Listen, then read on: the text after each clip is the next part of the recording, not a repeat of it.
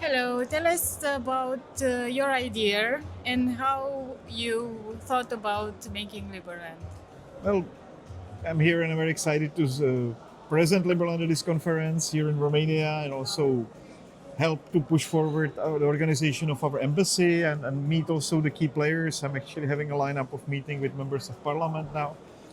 And the idea was simple at the beginning. We wanted to build the freest country in the world and utilize the best technologies available. And we know there is a very important, strong need to build free and prosperous country. That's what is our mission. That's really great. Now, Evan, how did you learn about Liberland? Why are you here? The first time I heard about Liberland was back in the 2018 around World Economic Forum, 2017, 2018, where I met also Wade first time was at the WEF in Davos. I really love the vision and the idea and what Liberland really stands for. I'm a very big proponent for freedom. My number one priority in life is my own freedom. So I think Liberland allows to be able to access your own freedom in the best way possible. And it's actually really a great way of showing how the world to how to redo governance is the best way and the most transparent that really benefits citizens. And then I really got involved deeply with the idea when actually Wade came also to my house in Tulum in Mexico for his birthday. We had a great time there, and I got to know him much deeper in person. What Liberland really stands for, and then after that, and today that place actually serves as a mini office for Liberland. It's a residential in Mexico. We have a big flag up there. We just actually had the flag hosting ceremony just a few weeks ago, and that was the time around 2022. And then after I ran for elections just a few months ago, and now run for two elections. And now as Minister of IT, I'm obviously very deeply involved, and as a member of the Congress, doing the best I can to really push the vision and the movement forward. But yeah, that's been my journey with Liberland. I'm very excited to see where we go. There is the first embassy in Tulum. So the first embassy in Mexico, in a way, it's not an embassy. We do have a representative office. We do have a representative office in Mexico City, which we opened 2 years ago, and then there is another office in Calima. But I would say this is the best venue that Liberland now has globally. I would say it's a recreational resort for It's a private Liberlanders. beachfront Yes, property, yes. so yes. But if you're Liberlandian, you're always welcome, right? So, and yeah, every time we try to have a good time there. But yeah, so but we have Liberland has a lot of supporters. So there's obviously been other offices, other premises, but we're trying to do the best we can. And we do have around 25 physical offices around the world, and we have covered with representation more than 80 countries around the world. So wherever you go, there is a person responsible, including here in Romania. We do have actually two key people. One of them is just calling me to join us as well. So we are trying our best to have a decent diplomatic representation in each country in the world, and I think we will succeed in like 4 to 5 years. I mean, everywhere we go, we see great response from the leaders. The main thing is the more people find out about Liberland, the more support we get, right? It's a startup nation in a way. It's basically bootstrapping it. It runs the voluntary taxes, so it's not really like there's not like a lot of money to go around. So I mean, everywhere we go, this is what happened today. But everywhere you go, you get the people want to support Liberland. They like the idea, but people basically want transparency and they want a better form of governance. And everywhere in the world, there are issues, and that can be fixed with the blockchain. And Liberland is really showing that. They're showing from we go to elections every 3 months. If I stop performing, I can be voted out. I'm no more the minister, right? And the voting happens on chain. Everything is on chain. It's a better form. Why is there voting not on chain around the world? So I think that's like a better form. Yeah.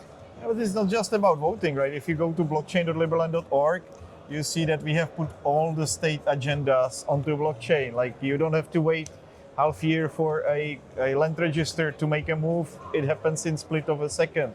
Your citizenship, whatever certificates, everything is basically on blockchain, happening within a split of second. Even our justice system, we're just now experimenting with using AI. So the first round of dispute resolution will happen within split of second using AI and blockchain. Why not? The technology is there. Why would you bother with endless waiting time with the old bureaucratic institutions when you actually can let the bureaucrats chill out, enjoy their grandkids, and don't bother other people in some sort of crazy office somewhere? Right. How you encourage people to come and invest and do stuff in Liberland? Well, they naturally navigate towards Liberland. We have a couple hundred of people applying every day for last 10 years. it's a pretty exciting to just open the database and see what other exciting people applied just today, for example. So there is a natural interest in building a new country that is based on these principles. We don't need to market them. We never paid for any marketing in that But I sense. think you should get some strict criteria because the land is not big, so you cannot just let anyone come in. Well, right now that's a funny problem to have. We're like coming from the other side. We have more than 760,000 people that applied for citizenship, but in Liberland itself, physically, we have just a couple people right now, and I'm very grateful for them. But this year, the plan is to scale it to a couple hundred, and it's not that easy. We are still having quite a few challenges when it comes to living in the nature and improving the infrastructure in Liberland itself. So right now we're ready to accept any adventurers. We need more of them, and Romania is a good source because right now we do encourage mainly people from EU countries to come and help us settle Liberland. So you're also very welcome to join us for the anniversary or for the settlement itself. I think it'll be fun to have you physically in Liberland as soon as possible. Now I have a question for the both of you. What is the greatest challenge that Liberland has to overcome in the years to come? Well, I would say the de facto recognition is there. You know, like even Croatia recognizes us as a para-state now in their own documents. But we need a de jure recognition by other countries. That's a challenge. But also, basically settling properly and developing Liberland is the main thing that we have to sort out this season. And I would really like people to have fun. We are organizing the triathlon. There is a decentralized science event.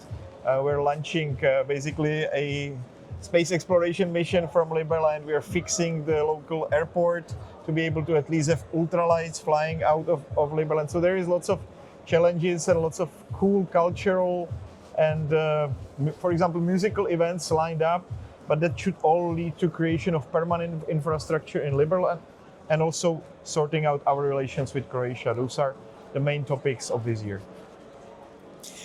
I mean, for me, really, the main thing, like I said, I agree with Will, is like recognition. Like the more people recognize Liberland, and the biggest challenge is you get awareness and recognition. You know, the more people are aware about Liberland, the more people recognize Liberland, more Liberland is accepted, right?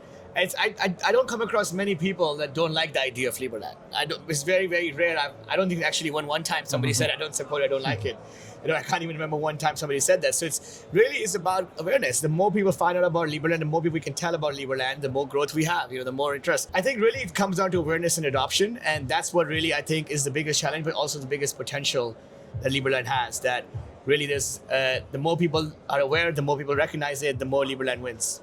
And there are actually two missions that Liberland has. One is basically showing to the world that this particular system of governance works and that we are actually able to create the most prosperous society within a very short period of time, applying this to ourselves. But the other mission is showing to the world that it works and then basically expanding because people will like it globally. So those are two separate things and they of course are interconnected, but I think this is also why we have quite a few members of parliament coming down to see me because they are generally interested in utilizing some of the technology that is Liberland offering, and that's independent from the state of Liberland itself because from that sense we're also a technological company helping other countries to utilize these latest technologies and apply them in the best possible way. Which one will come first? Crypto adoption will drive people to go to Liberland, or Liberland will encourage people towards crypto adoption? I think it's hand in hand, really. I think it's hand in hand. You know, like yes, and all the crypto people that make a good money being early in crypto ecosystem, they also need a homeland, and that's what Liberland is able to provide to them. And not just that, I mean, LLD token itself has done very, very well. So pretty much all the citizens or anybody who became a citizen of Liberland up until this year and got the LLD token, you know, you buy the citizenship, you get LLD token. The token did like 25x in the last few weeks. I don't count the all-time highs. You know, I also exited some of my LLDs at that time, and I'm at this point at Liberland has been very profitable for me. So that's just one way to look at it, you know. Yeah. And but that's also interesting, you know, the crypto markets sometimes are crazy, and right now, like Liberland is based, the main idea is having voluntary tax system. And when people pay the voluntary taxes, they actually get rewarded with the shares of the country, and the shares are called LLM. But right now, we don't even need it for financing. The fun part, we actually don't even need to sell the LLD tokens, as we found out, the currency of Liberland. We don't need to sell it. What happened over the last month, that the whole state budget for near future, for like half a year, was filled just from market making of our own token. So after one month of trading, we end up having more of our own tokens, actually. And we made money just on stabilizing the market in a reasonable way. So the growth is normal, it's not parabolical, right? So Being located in Europe, I think you should be also aware of MiCA stuff and everything. yes. I mean, we're a sovereign state at this point. We have to watch it because just like no, it doesn't. It's not connected, right? Like the biggest thing about MiCA is that it applies for EU citizens. So unless you get rid of your Romanian citizenship, you will be still subject to MiCA, even if you get Liberland citizenship, which is kind of sad. And we see the same problem like the Americans have investing abroad. The MiCA is basically applying the same stupid set of regulations for EU countries. That makes one more reason why not to, for example, keep some of these citizenships, because you really want to not be subject to these regulations, which also don't allow you to perform business outside of EU, right? Like they're protective, but they're also quite restrictive in many senses. So yes, I'm actually quite excited to be here on this conference to learn more about this particular topic. But yes, it doesn't also apply on Liberland, because Liberland is not part of Croatia or EU in any sense. So we don't have that problem. But the problem is for the people that have dual citizenship, EU and as well as Liberland. So the final question now, what is the most important thing you learned here at this conference? Well, I think this was a great opportunity to meet new legal friends, especially the main organizers of this event. They are quite excited also to become citizens, which is great. So, and we just came out of the lunch, so we will probably have a great advisory team for this particular topic, how to handle the MiCA regulations for Liberland and its implications. And for you? I mean, for me, the biggest learning is, keep building. There's a lot of smart people around here. I'm very excited. And this is my second time here. So it's my second time at Crypto Expo Europe, and I'm very excited, very happy to be here. It's been a great welcome, and I've met so many exciting people, so many exciting companies. I've actually met people last year, made great progress.